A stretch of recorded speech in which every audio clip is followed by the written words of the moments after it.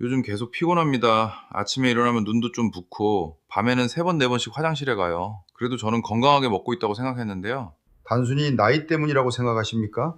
아닙니다. 지금 칼륨 수치가 높습니다. 신장이 이미 큰 부담을 받고 있습니다. 많은 분들이 투석을 시작하고 나서야 문제를 알게 됩니다. 그때는 이미 절반의 기회를 잃은 뒤일 수 있습니다. 저는 채소만 마셨을 뿐인데 채소가 잘못이 아니었습니다. 제가 잘못 먹고 있었던 겁니다. 많이 먹을수록 좋은 줄만 알았습니다. 이제는 제 몸에 맞게 제대로 먹겠습니다. 여러분은 혹시 매일 밥상에서 늘 보던 익숙한 채소 한 가지가 우리가 건강의 구원자처럼 믿어왔던 그 채소가 조용히 신장을 위험한 벼랑 끝으로 밀어넣을 수도 있다는 생각을 해 보신 적이 있으십니까? 정말 많은 분들이 나는 건강하게 먹고 있다, 몸을 제대로 돌보고 있다라는 믿음을 가지고 제 진료실에 들어오십니다. 그런데 검사 결과는 전혀 다른 이야기를 들려줄 때가 있습니다. 그리고 제가 가장 마음이 무거워지는 순간은 그분들이 제게 이렇게 말씀하실 때입니다. 이거요, 피에도 좋고 소화에도 좋다고 해서 매일 먹었습니다. 계속 말씀드리기 전에 만약 여러분이 노년의 건강을 진심으로 챙기고 싶으시다면 잠깐만 시간을 내어 채널 구독을 누르고 알림을 켜주시기 바랍니다. 이런 중요한 이야기를 놓치지 않으시려면 꼭 필요합니다.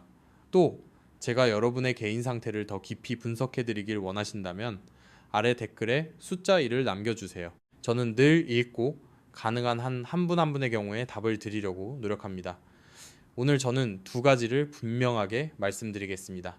첫째, 위와 혈관에 좋다고 칭찬받는 한 채소가 왜 어떤 경우에는 신장에 부담이 될 수 있는지. 둘째, 그것이 조용히 해를 끼치는 것이 아니라 진짜 보약이 되도록 올바르게 사용하는 방법입니다. 여기까지 들으시고 마음 한편이 찜찜해지셨다면 저는 여러분이 끝까지 함께 해주시길 바랍니다. 저는 의사로서 오랜 세월 동안 비슷한 질문을 들으며 살아왔습니다.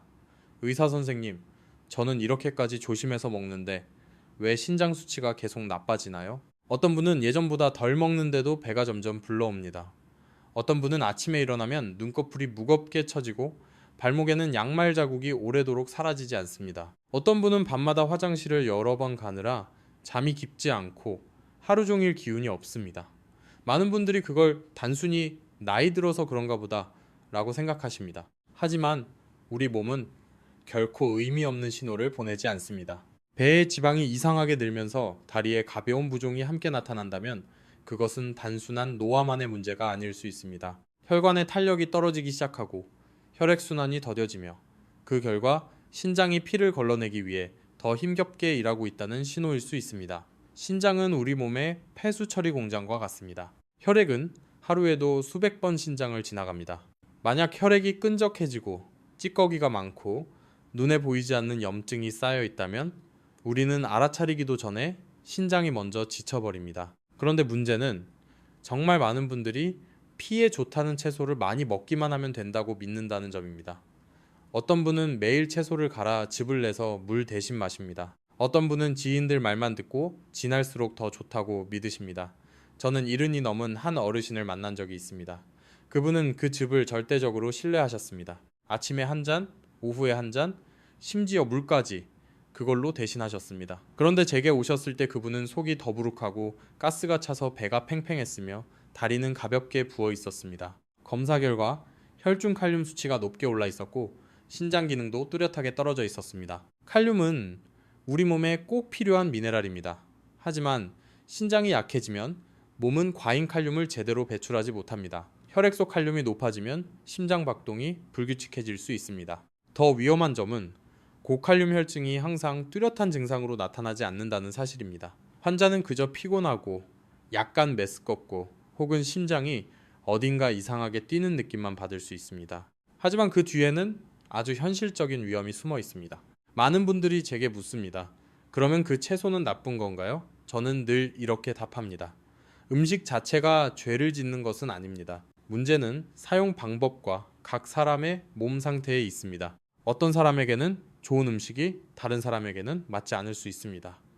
특히 신장 기능이 이미 떨어져 있는 경우에는 더욱 그렇습니다. 칼륨 문제 외에도 즙을 내는 과정은 대부분의 식이섬유를 제거해버립니다. 식이섬유는 당 흡수를 조절하고 장 안의 유익균이 활동하도록 돕고 노폐물 배출에도 도움이 됩니다. 그런데 농축된 액체만 마시게 되면 자연적으로 들어있는 당이 더 빠르게 흡수되어 혈당이 갑자기 올라갈 수 있습니다. 혈당의 큰 변동은 혈관벽을 손상시키고 그리고 또 한 번 그 결과를 감당해야 하는 기관은 신장일 때가 많습니다. 저는 환자분들께 집에서 아주 간단한 검사를 해보시라고 자주 말씀드립니다.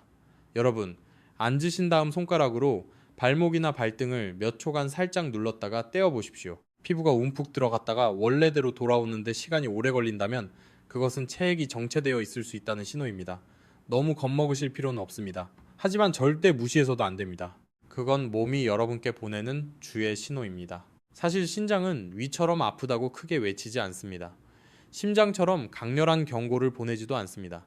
신장은 조용히 말없이 약해집니다. 크레아티닌 수치가 눈에 띄게 올라가고 투석까지 가게 되면 그때는 이미 아주 먼 길을 와버린 뒤입니다. 저는 작은 초기 신호를 놓쳐서 뒤늦게 후회하시는 분들을 정말 많이 보아왔습니다. 저는 이 이야기를 여러분을 겁주기 위해 하는 것이 아닙니다. 저는 여러분이 건강을 챙긴다는 것이 어디서 들은 한 가지 조언을 그대로 믿고 딱딱하게 적용하는 것이 아니라는 점을 이해하시길 바라서 말씀드립니다. 자, 우리는 내 몸이 지금 어떤 단계에 있는지 알아야 합니다.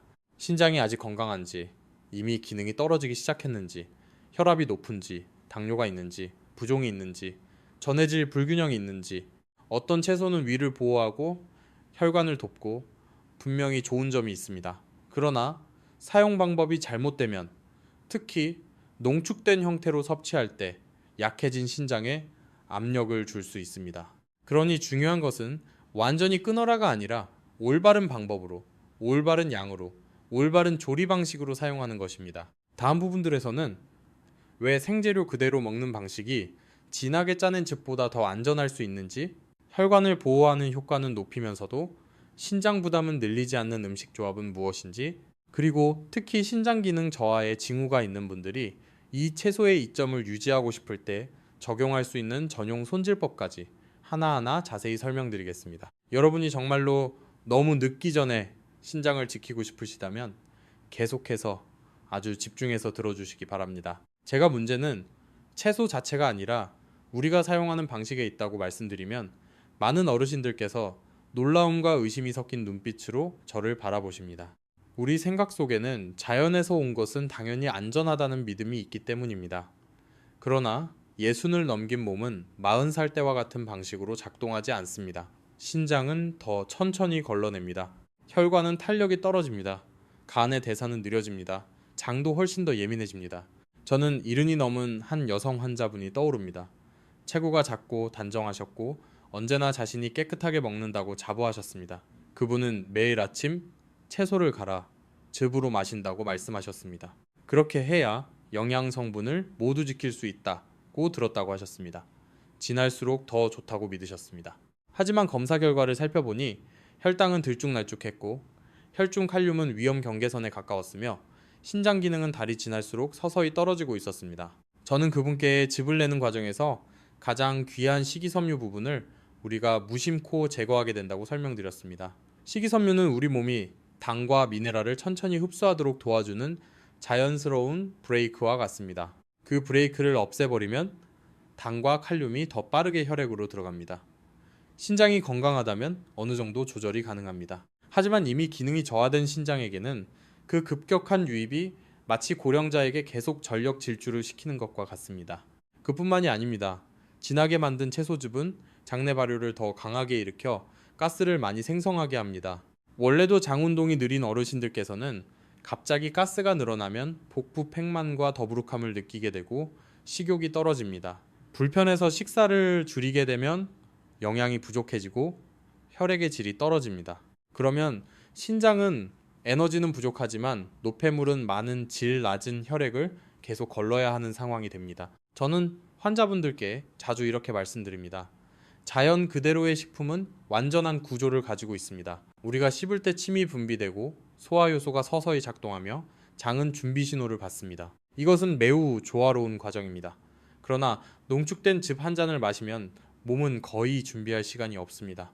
몇 분 만에 모든 것이 위로 쏟아져 들어갑니다. 또 한 가지, 많은 분들이 잘 모르는 사실이 있습니다. 여러 채소는 평소 적당량을 먹을 때는 칼륨 함량이 무난한 수준입니다. 그러나 즙으로 만들면 우리가 평소 먹는 양의 3배, 4배를 한 번에 사용하게 될 수 있습니다. 한 잔의 채소즙이 큰 양배추 반 통에 해당할 수도 있습니다. 그 안에 들어있는 칼륨은 더 이상 적당한 수준이 아닙니다. 고혈압이나 당뇨병이 있거나 신장질환 병력이 있는 분들께는 칼륨 축적이 조용히 위험을 만들 수 있습니다. 칼륨이 높아지면 심장이 느리게 뛸 수 있고 심지어 부정맥이 생길 수 있습니다. 저는 해독을 하고 싶다는 마음으로 매일 채소즙 양을 늘렸다가 입원하신 한 남성 어르신을 본 적이 있습니다. 그분은 이미 신장 기능이 떨어져 있었다는 사실을 모르고 계셨습니다. 그렇다면 어떻게 해야 할까요? 그 채소를 완전히 끊어야 할까요? 저는 그렇게 권하지 않습니다. 그 안에는 여전히 위 점막을 보호하고 염증을 줄이며 혈관을 돕는 귀한 성분들이 들어있기 때문입니다. 중요한 것은 조리 방법입니다. 첫째, 저는 항상 즙 대신 원래 형태로 드시기를 권합니다. 잘게 썰어 꼭꼭 씹어 드십시오. 씹는 과정에서 세포 구조가 적절히 파괴되고 영양소가 서서히 방출됩니다. 둘째, 이미 신장 기능 저하가 있거나 혈중 칼륨이 높은 분들은 조리 전에 채소를 잘게 썰어 따뜻한 물에 약 30분 정도 담가 두십시오. 칼륨은 물에 녹는 성질이 있어 일부가 빠져나옵니다. 그 다음에는 끓는 물에 2분 정도 살짝 데친 뒤 그 물은 버리십시오. 그 물을 아까워하지 마십시오. 바로 그 물 속에 빠져나온 칼륨이 들어있습니다. 이런 방법을 사용하면 유익한 성분은 대부분 유지하면서도 칼륨 함량을 상당히 줄일 수 있습니다. 또 한 가지 강조하고 싶은 점은 한 끼에 너무 많이 드시지 말라는 것입니다. 고령일수록 절제가 무엇보다 중요합니다. 작은 접시 하나를 다른 음식들과 함께 드시는 것이 큰 그릇을 매일같이 반복해 드시는 것보다 훨씬 낫습니다. 식품의 조합 역시 큰 차이를 만듭니다. 예를 들어 적당량의 고구마나 당근과 함께 드시면 수용성 식이섬유가 혈당을 안정시키고 장 운동을 돕습니다. 그러나 이미 신장 질환이 있다면 고구마 역시 칼륨이 풍부함으로 양을 늘리기 전에 반드시 의사와 상의하십시오. 제가 늘 마음이 무거운 이유는 많은 분들이 좋은 정보를 들으면 극단적으로 적용한다는 점입니다. 조금 좋다면 2배는 더 좋을 것이라고 생각합니다. 그러나 의학에서 핵심은 균형입니다. 나이가 든 몸은 급격한 가속이 아니라 안정되고 리듬 있는 관리가 필요합니다. 혹시 매일 채소즙을 드셔왔고 최근 들어 몸이 더 피곤해지고 잠이 깊지 않고 팔다리가 무겁게 느껴진다면 당장 두려워하지 마십시오. 사용 방법을 조정해 보십시오. 검사 수치를 다시 확인해 보십시오. 그리고 몸의 신호에 귀를 기울이십시오. 이 나이에는 신장을 지키는 일이 무엇을 먹느냐의 문제가 아니라 어떻게 먹느냐의 문제입니다. 우리가 제대로 이해한다면 익숙한 식품 하나가 짐이 아니라 든든한 동반자가 될 수 있습니다. 어르신들께서 음식 자체보다 사용하는 방식이 더 중요하다는 점을 이해하고 나면 곧 아주 현실적인 질문을 제기하십니다. 그러면 혈관에도 좋고 신장도 지치지 않게 먹으려면 어떻게 먹어야 하나요? 바로 이 부분이 제가 가장 핵심으로 나누고 싶은 내용입니다. 우리 몸은 하나의 연결된 시스템과 같습니다. 위가 소화를 잘하면 혈액이 더 깨끗해집니다. 혈액이 깨끗하면 혈관의 염증이 줄어듭니다. 혈관이 건강하면 신장이 과부하로 일할 일이 줄어듭니다. 그러니 신장을 지키고 싶다면 신장만 보지 마십시오. 그 전체의 순환 고리를 함께 보셔야 합니다. 저는 어르신 환자분들께 이 채소를 자연적인 식이섬유가 풍부한 탄수화물, 예를 들면 고구마와 함께 드시라고 자주 권합니다. 하지만 한 끼마다 큰 고구마 한 개를 먹으라는 뜻이 아닙니다. 그저 적당한 양이면 됩니다. 작은 주먹 하나 정도의 양이면 충분합니다. 고구마에는 눈을 보호하고 항산화에 도움을 주는 베타카로틴이 들어있고 또 고구마의 수용성 식이섬유는 당과 미네랄이 흡수되는 속도를 늦추는 역할을 합니다. 이 2가지 식품을 원래 형태, 그대로 함께 드시면 몸은 더 천천히 흡수합니다. 혈당이 더 안정됩니다. 장내 미생물도 더 건강하게 길러집니다. 장이 건강해지면 체내에서 생기는 독성 물질이 줄어들고 비정상적인 발효 과정에서 생겨나는 불필요한 물질을 걸러내느라 신장이 짊어져야 하는 부담도 줄어듭니다. 다만 저는 늘 반복해서 말씀드립니다. 만성 신장 질환이 있는 분은 하루 전체 칼륨 섭취량을 반드시 살펴야 합니다. 고구마도 칼륨이 많은 식품입니다. 그래서 검사에서 칼륨 수치가 높게 나온다면 식사량을 조절해야 합니다. 완전히 끊는 것이 아니라 양을 줄이고 같은 방식으로 물에 담가두고 삶아낸 뒤 물을 버리는 방법을 적용하셔야 합니다. 제가 또 자주 권하는 다른 조합은 살짝 익힌 토마토와 함께 드시는 것입니다. 토마토는 열을 가하면 라이코펜의 흡수율이 높아집니다. 라이코펜은 혈관의 염증을 줄이는데 도움이 되는 강력한 항산화 물질입니다. 혈관의 염증이 줄어들면 혈류가 더 좋아지고 그만큼 신장 속 미세혈관에 걸리는 부담도 함께 줄어듭니다. 저는 고혈압을 여러 해 알아온 한 남성 어르신을 오랫동안 관찰한 적이 있습니다. 약은 꾸준히 드셨지만 혈압이 계속 들쭉날쭉했습니다. 그런데 식단을 소금은 줄이고 채소는 원래 형태로 늘리며 소량의 익힌 토마토를 곁들이고 탄수화물을 적절하게 조절하는 방향으로 바꾸고 난 뒤 혈압 수치가 눈에 띄게 더 안정되었습니다. 기적이 있어서가 아닙니다. 혈관 염증을 줄이고 혈당을 안정시키는 기본을 지킨 결과였습니다. 또 한 가지, 어르신들께서 놓치지 말아야 할 것이 조리 방식입니다. 높은 온도에서 오래 익히면 유익한 활성 성분이 많이 파괴됩니다. 그렇다고 완전히 생으로만 먹는 것이 늘 좋은 것도 아닙니다. 특히 위가 약한 분들께는 더 그렇습니다. 그래서 저는 보통 살짝 데치거나 가볍게 찌는 방법을 권합니다. 적당히 아삭한 식감이 남아 있다면 영양소가 너무 많이 사라지지 않았다는 신호가 될 수 있습니다.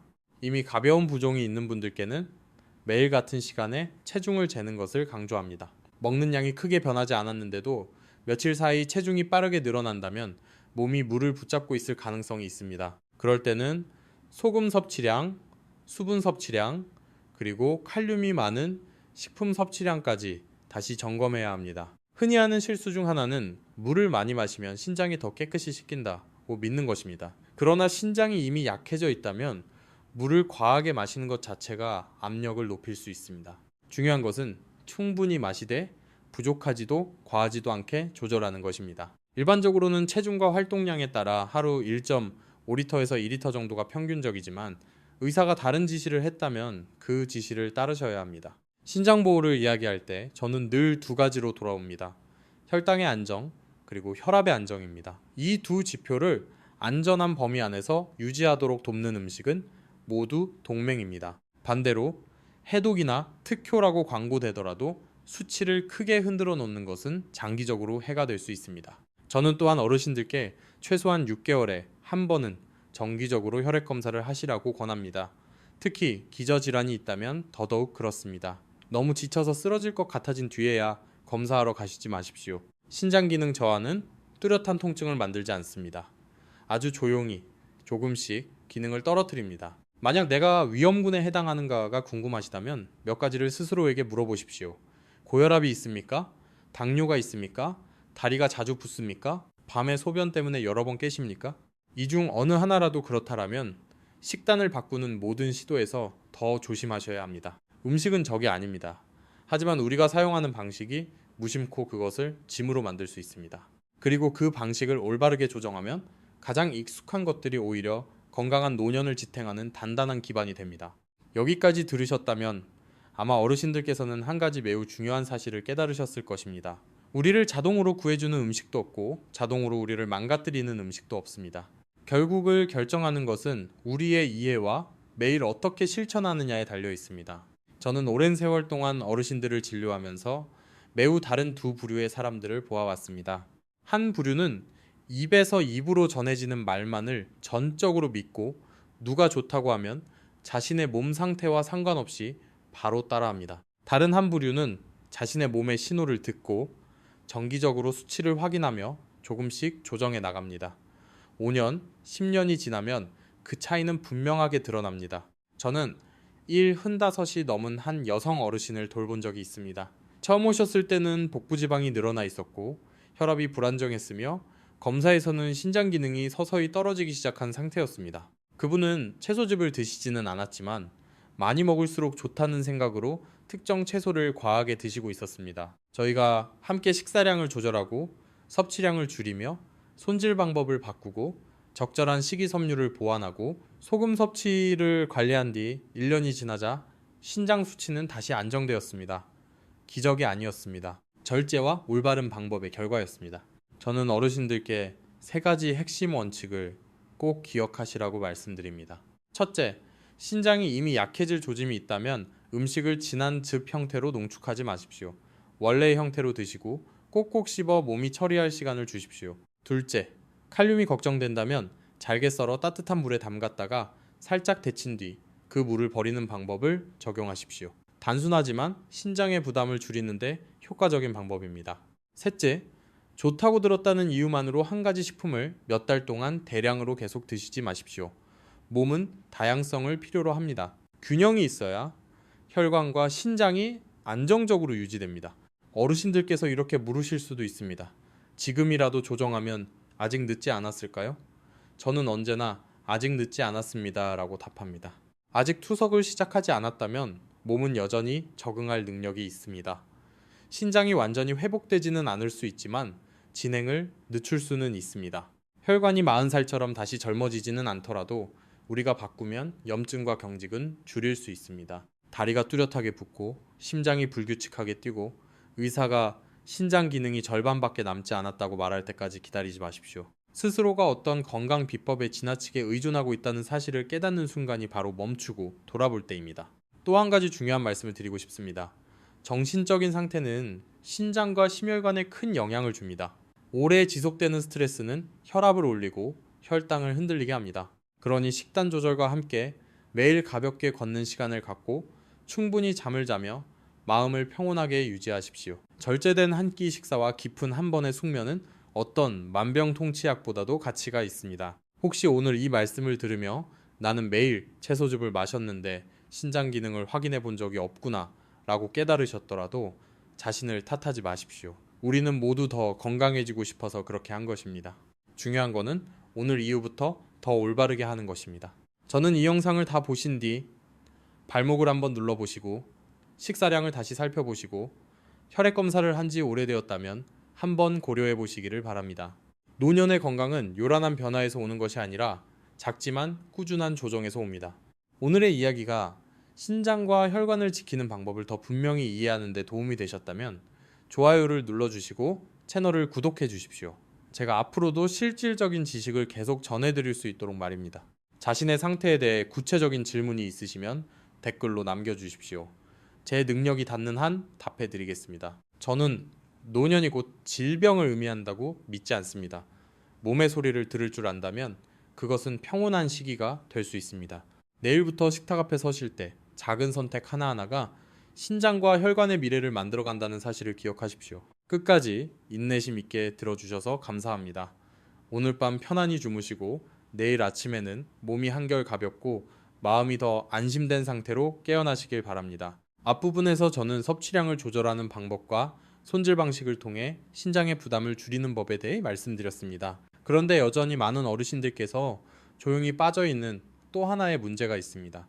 바로 해독이라는 개념을 잘못 이해하는 것입니다. 저는 환자분들께 이런 말씀을 자주 듣습니다. 저는 매일 아침 채소즙을 마셔서 몸을 깨끗하게 합니다. 듣기에는 매우 그럴듯합니다. 그러나 사실 우리 몸은 태어날 때부터 이미 완전한 해독 시스템을 갖추고 있습니다. 간과 신장이 바로 그 역할을 담당합니다. 간과 신장이 건강하다면 어떤 해독 주스도 필요하지 않습니다. 반대로 간과 신장이 약해져 있다면 오히려 많은 성분을 억지로 밀어넣는 것이 그 장기들을 더 힘들게 할 수 있습니다. 68살의 한 남성 어르신이 떠오릅니다.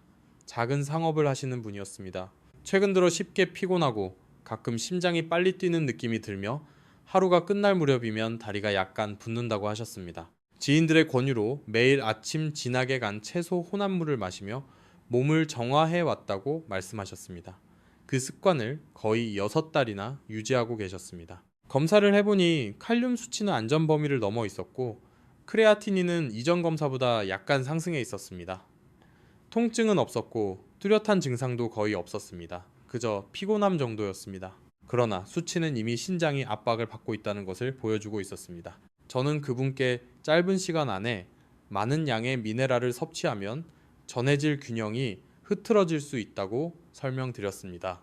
신장은 혈액 속 칼륨, 나트륨, 그리고 여러 이온을 일정한 범위로 유지하기 위해 끊임없이 혈액을 걸러야 합니다. 특히 농축된 형태로 과도하게 들어오면 신장은 마치 과부하로 계속 돌아가야 하는 정수기와 같은 상태가 됩니다. 그 습관을 중단하고 채소를 자연 그대로의 형태로 적절한 양만 섭취하도록 바꾼 뒤 몇 달이 지나자 수치는 점차 안정되었습니다. 이것은 채소가 나쁘다는 뜻이 아닙니다. 결국 사용 방식이 결과를 좌우한다는 뜻입니다. 제가 자주 보는 또 다른 흔한 실수는 채소즙만 마시면 충분하다고 생각하며 주식사를 거르는 것입니다. 나이가 들수록 우리 몸은 근육량과 면역력을 유지하기 위해 충분한 단백질, 건강한 지방, 적절한 탄수화물을 필요로 합니다. 아침 식사를 채소즙 한 잔으로 대신하면 에너지가 부족해질 수 있고 혈당이 한번 떨어졌다가 다시 급격히 오를 수 있습니다. 이런 변동은 장기적으로 혈관과 신장에 손상을 줄 수 있습니다. 저는 항상 말씀드립니다. 목표는 가능한 한 적게 먹는 것이 아니라 가능한 한 균형 있게 먹는 것입니다. 어르신을 위한 이상적인 한 끼는 적당량의 채소, 소화가 쉬운 단백질, 예를 들면 생선이나 두부, 적절한 양의 탄수화물, 그리고 올리브유나 견과류 같은 좋은 지방을 포함해야 합니다. 또 하나 주의하셔야 할 것은 소금입니다. 많은 분들이 고혈압을 걱정해 소금을 지나치게 줄이지만 간장이나 양념, 가공식품, 통조림에 들어있는 숨은 소금은 놓치는 경우가 많습니다. 신장은 나트륨과 칼륨을 함께 조절합니다. 나트륨이 지나치게 낮고 칼륨이 높으면 전해질 균형은 더욱 흔들릴 수 있습니다. 한 가지 분명히 말씀드리고 싶은 거는 모든 사람이 칼륨을 크게 줄여야 하는 것은 아니라는 점입니다. 만성 신장 질환이 있거나 검사에서 칼륨 수치가 높게 나왔거나 의사가 권고한 경우에만 물에 담그고 데치는 방법을 엄격히 적용하시면 됩니다. 신장이 정상이고 적절한 양으로 채소를 섭취하는 분이라면 큰 문제가 되지 않습니다. 어르신들께서는 기억하셔야 합니다. 노년의 건강은 단기간의 승부가 아니라 긴 여정입니다. 즉각적인 효과를 약속하는 방법에는 언제나 그 이면이 있습니다. 작지만 꾸준한 변화가 진정으로 신장과 혈관을 지켜줍니다. 혹시 한 가지 음식이 몸을 깨끗하게 만들어줄 것이라고 믿어 오셨다면 오늘 한번 다시 생각해 보시기 바랍니다. 몸은 큰 충격을 원하지 않습니다. 안정적이고 리듬이 있고 각자의 상태에 맞는 관리가 필요합니다. 다음 부분에서는 특히 칼륨이 많은 식품을 과하게 섭취했을 때 위험해질 수 있는 고위험군과 검사 수치가 나빠지기 전에 미리 알아차릴 수 있는 초기 신호에 대해 더 깊이 말씀드리겠습니다. 앞부분에서 저는 모든 사람이 칼륨을 걱정할 필요는 없다고 말씀드렸습니다. 그러나 특별히 더 조심해야 할 집단이 있습니다. 이 부분은 꼭 집중해서 들어주시기 바랍니다. 많은 분들이 자신이 위험군에 속해 있다는 사실을 전혀 모른 채 지내고 계시기 때문입니다. 첫 번째 집단은 오랜 기간 고혈압을 앓아온 분들입니다. 지속적으로 높은 혈압은 신장 안의 작은 미세혈관들을 손상시킵니다. 신장이 당장 망가지는 것은 아니지만 해가 지날수록 여과 기능은 서서히 떨어집니다. 여과 기능이 감소하면 칼륨을 배출하는 능력도 함께 약해집니다. 그 상태에서 진한 채소즙을 계속 마시거나 칼륨이 많은 음식을 매일 대량으로 섭취한다면 몸이 감당하지 못할 수 있습니다. 두 번째 집단은 당뇨병이 있는 분들입니다. 높은 혈당은 혈관벽과 사구체를 손상시킵니다. 처음에는 아주 미세한 손상에 불과하지만 시간이 지나면 당뇨병성 신장병으로 이어질 수 있습니다. 이분들은 초기에 몇 년 동안은 거의 아무 증상이 없어 매우 방심하기 쉽습니다. 소변에서 미세알부민이 발견되기 시작했다면 이미 신장이 영향을 받고 있다는 뜻입니다. 세 번째 집단은 특별한 큰 질병은 없지만 가벼운 부종이 있거나 밤에 여러 번 소변을 보러 일어나거나 뚜렷한 이유 없이 피로가 오래 지속되는 고령자입니다. 이런 증상은 매우 모호해 보일 수 있지만 종종 신장이 효율적으로 작동하지 못하고 있다는 초기 신호일 수 있습니다. 저는 70이 넘은 한 여성 어르신을 관찰한 적이 있습니다. 뚜렷한 큰 병은 없었습니다. 다만 오후가 되면 다리가 무겁고 아침에 일어나면 눈꺼풀이 약간 붓는다고 하셨습니다. 그분은 단순히 나이 탓이라고 생각하셨습니다. 그러나 검사 결과 신장 기능은 이미 경미하게 감소해 있었습니다. 만약 그 상태에서 입소문만 듣고 식단을 마음대로 계속 바꾸셨다면 몇 년 뒤에는 훨씬 심각해졌을 가능성이 있습니다. 그래서 저는 환자분들께 세 가지 간단한 실천을 늘 권합니다. 첫째, 정기적으로 혈액 검사와 소변 검사를 받으십시오. 기저질환이 있다면 최소 6개월에 한 번, 없다면 1년에 한 번은 필요합니다. 너무 지쳐서 힘들어질 때까지 기다리지 마십시오. 둘째, 매일 체중과 부종을 확인하십시오. 며칠 사이에 먹는 양이 늘지 않았는데도 체중이 급격히 증가했다면 몸이 수분을 붙잡고 있을 가능성이 있습니다. 그럴 때는 소금 섭취량과 칼륨이 많은 음식 섭취를 다시 점검하십시오. 셋째, 심장 박동에 주의를 기울이십시오. 최근 식단을 바꾼 이후 심장이 불규칙하게 뛰거나 이유 없이 두근거림이 느껴진다면 그냥 넘기지 마십시오. 칼륨 수치가 높아지면 통증 없이도 부정맥이 나타날 수 있습니다. 또 한 가지 중요한 점은 칼륨이 걱정된다고 해서 채소를 완전히 끊어서는 안 된다는 것입니다. 채소를 전혀 먹지 않으면 식이섬유, 비타민, 항산화 물질이 부족해집니다. 그러면 변비, 장염증, 대사 이상이 다시 생길 수 있습니다. 목표는 피하는 것이 아니라 합리적으로 조절하는 것입니다. 이미 만성 신장 질환을 진단받은 분들께는 저는 식단을 개인별로 조정합니다. 어떤 분은 약간만 줄이면 충분하고 어떤 분은 더 엄격한 관리가 필요합니다. 이는 사구체 여과율, 혈중 칼륨 수치, 동반 질환에 따라 달라집니다. 또 한 가지 강조하고 싶은 것은 신장과 심장은 매우 밀접하게 연결되어 있다는 점입니다. 심장이 약해지면 신장으로 가는 혈류가 줄어들어 신장도 영향을 받기 쉽습니다. 반대로 신장이 약해지면 체액이 쌓여 신장이 더 힘들어질 수 있습니다. 그러므로 식단을 바꿀 때는 이 두 장기를 함께 고려해야 합니다. 저는 칼륨 검사를 해본 적이 없는데 높은지 어떻게 알 수 있나요? 이렇게 물으실 수 있습니다. 안타깝게도 우리는 감각만으로는 알 수 없습니다. 정확한 답은 혈액 검사로만 확인할 수 있습니다. 그래서 저는 정기 검사를 늘 강조합니다. 만약 지금 말씀드린 위험군 중 하나에 해당하신다면 해독이나 정화라는 말에 더 신중해지십시오. 모든 몸이 같지 않습니다. 모든 조언이 모든 사람에게 맞는 것도 아닙니다. 마지막 부분에서는 지금까지 말씀드린 가장 중요한 원칙들을 정리해 드리겠습니다. 어르신들께서 일상생활 속에서 방향을 잃지 않고 자신 있게 적용하실 수 있도록 말입니다. 우리는 함께 꽤 긴 여정을 걸어왔습니다. 익숙한 한 가지 채소 이야기에서 시작해 잘못 사용했을 때의 잠재적 위험을 짚어보고 혈관을 지키면서도 신장에 과부하를 주지 않는 조정 방법까지 이야기했습니다. 이제 저는 어르신들께서 가장 중요한 원칙만은 마음에 남겨두시길 바랍니다. 건강은 많이 하는 데서 오는 것이 아니라 올바르게 실천하고 그것을 꾸준히 이어가는 데서 오기 때문입니다.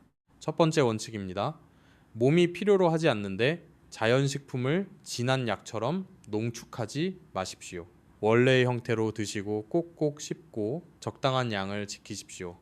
나이 든 몸에는 느린 리듬이 필요합니다. 급격한 가속은 필요하지 않습니다. 두 번째 원칙입니다. 자신의 상태를 분명히 아십시오. 고혈압이 있거나 당뇨가 있거나 다리가 붓거나 밤에 소변을 여러 번 보거나 신장 기능이 감소했다는 말을 들은 적이 있다면 칼륨이 많은 음식에 더 신중하십시오. 필요하다면 잘게 썰어 따뜻한 물에 담그고 살짝 데친 뒤 그 물을 버리는 방법을 적용하십시오. 그러나 채소를 식단에서 완전히 없애지는 마십시오. 세 번째 원칙입니다. 정기적으로 확인하십시오. 혈액 검사와 소변 검사는 우리를 불안하게 하려는 것이 아니라 우리가 어디에 서 있는지 알기 위한 것입니다. 수치를 분명히 알면 감이나 소문에 의존하지 않고 더 자신 있게 조정할 수 있습니다. 네 번째 원칙입니다. 한 끼 전체의 균형을 지키십시오. 한 잔의 즙으로 주식사를 대신하지 마십시오.